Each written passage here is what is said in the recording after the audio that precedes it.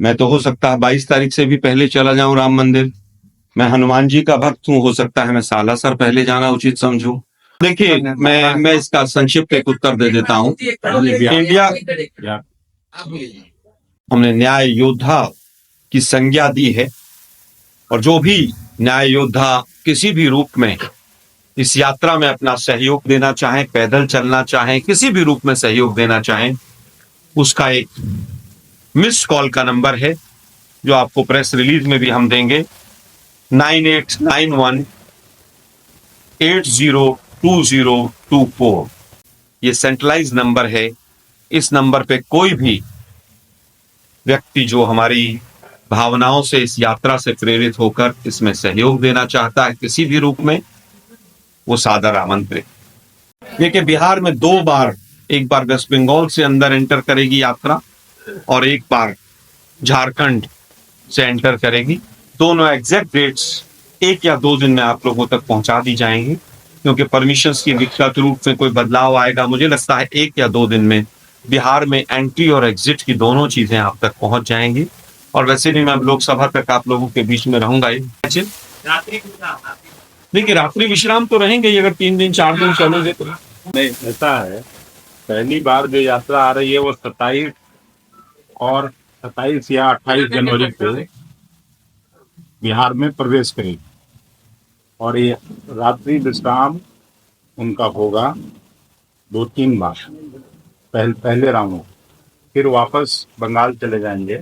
रात्रि विश्राम भी रहेगा और एग्जैक्ट, क्योंकि 27 और 28 का है, मुझे लगता है 1-2 दिन का हम कोई गलत खबर दें उससे बेहतर है कि एग्जैक्ट बताया जाए। बिहार में कौन कौन से जिले को टच कर रहे हैं? सीमांचल का 4 जिला, कल हम लोग मीटिंग किए हैं, जिसमें कोई गलत खबर। मैं समझता हूं कि एग्जैक्ट जिला आपके पास व्हाट्सएप पे मैं भेज दूंगा, पूरा डॉटेड करके आप उसको ले लीजिएगा। अभी मैं आपको दे दूं,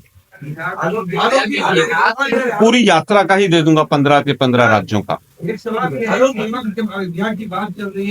पहले भारत जोड़ो यात्रा पर अगर कोई सवाल है तो कर लेते हैं। सवाल खड़े किए हैं कि राहुल गांधी की यात्रा गोड्डा भी नहीं जा रही है, वो डरते हैं कि अगर वो वहां जाएंगे, शिव भगवान की पूजा करेंगे तो उनसे मुस्लिम वोट बैंक छटक जाएगा। भारत जोड़ो न्याय यात्रा पर कोई सवाल है तो पूछते हैं पहले। निशिकांत दुबे हमारी यात्रा का रूट तय थोड़ी ना करेंगे। हमारी आस्था का विषय है, हम कहाँ कब कितनी पूजा करेंगे, किस भगवान की करेंगे, निशिकांत दुबे जैसे विक्षिप्त मानसिकता के लोग बताएंगे क्या हमें? मैं उत्तर भी देना उचित नहीं समझता। सर, किसान आंदोलन की बात कर रहे हैं, बख्तर में 1 साल से आंदोलन चल रहा है, दोषी कौन है? देखिए, यहाँ के लोकल विषय के बारे में क्या आंदोलन है उसके बारे में मुझे जानकारी नहीं है। आप जरूर अध्यक्ष जी से बात कीजिएगा, वो जरूर इस प्रश्न पर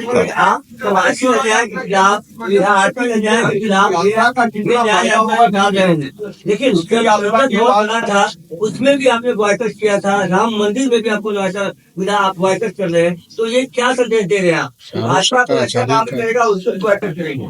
देखिए, मुझे लगता है कि पहले बीजेपी को और तमाम मीडिया के साथियों को उन प्रश्नों के उत्तर ढूंढने चाहिए जो चारों हिंदू शीर्ष शंकराचार्य उठा रहे हैं। क्या उनके उत्तर मिल गए हैं?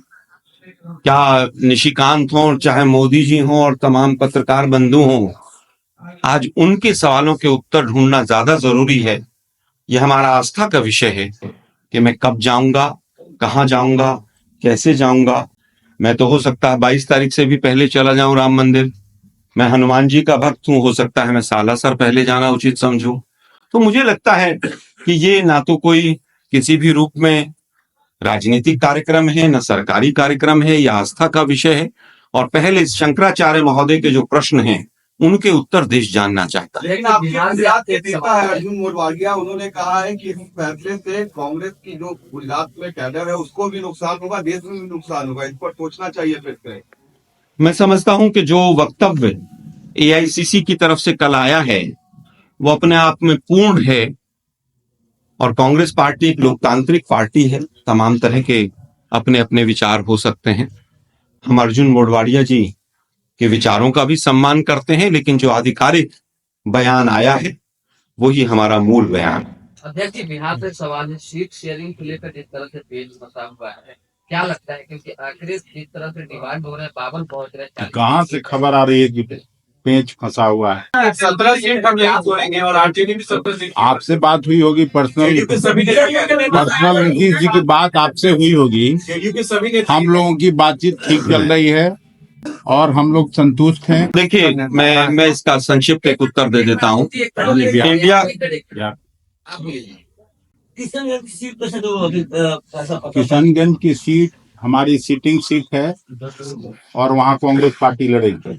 लेकिन जेडीयू हमारी सीटिंग आपसे कर रही है, आपसे कर रही है, हम लोगों से नहीं कर रही है।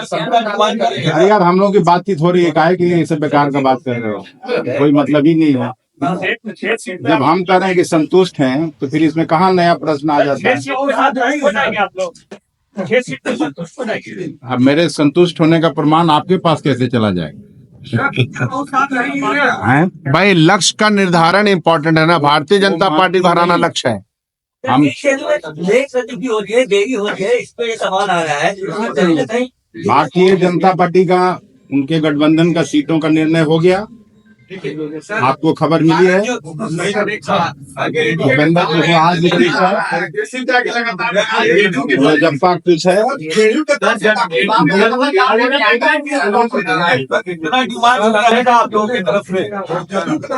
अरे यार, 14 तारीख का इंतजार करिए, सब हो जाएगा। काहे कि खरमास नहीं कर पाए, दही चूड़ा खाइए, ये उसके बाद सब हो जाएगा। कांग्रेस सोनिया गांधी जी को सनातन विरोधी बताया। एक हमको महत्वपूर्ण घोषणा करना है, पहले वो सुन लीजिए।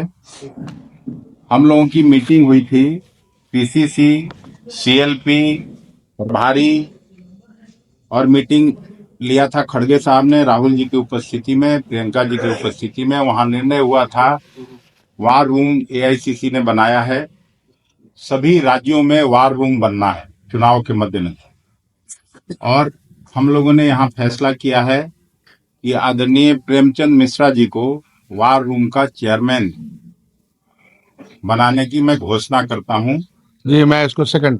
और सीएलपी साहब ने सेकंड किया। बाकी दो